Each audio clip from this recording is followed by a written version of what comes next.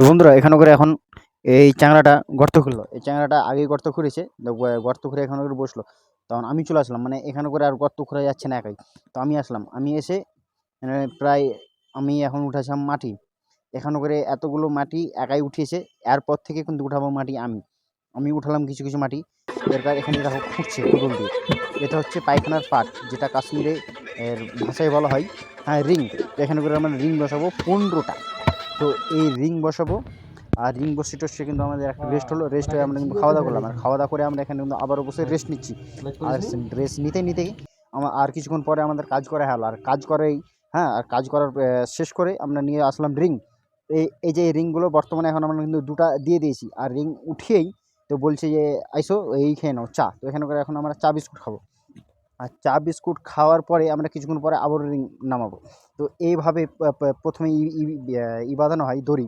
তো এইভাবে দড়ি বাঁধানোর পরেই নামাবো রিং। তো দেখো আমরা কীভাবে রিং নামাচ্ছি। আর এত কষ্ট করে নামাতে হচ্ছে। একটু যদি 19 হয় বা ব্যালেন্স যদি মিস্টেক হয়, তাহলে রিংটা কিন্তু ভেঙে যেতেও পারে। মানে এত রিস্ক হয়। তো প্রথমে আমরা কিন্তু বিসমিল্লাহ বললাম। বিসমিল্লাহ আল্লাহর নাম নিয়েই আমরা কিন্তু নামালাম রিং। আর রিংটা খুব স্মুথভাবেই কিন্তু পুষে গেল। আর এত সহজ হলো না, মানে একটু ব্যালেন্স যদি হয়ে যায়, আবার ফের ভয়ও আছে। তো এখানে করে আমাদের রিং বসা প্রায় শেষ করে দিলাম।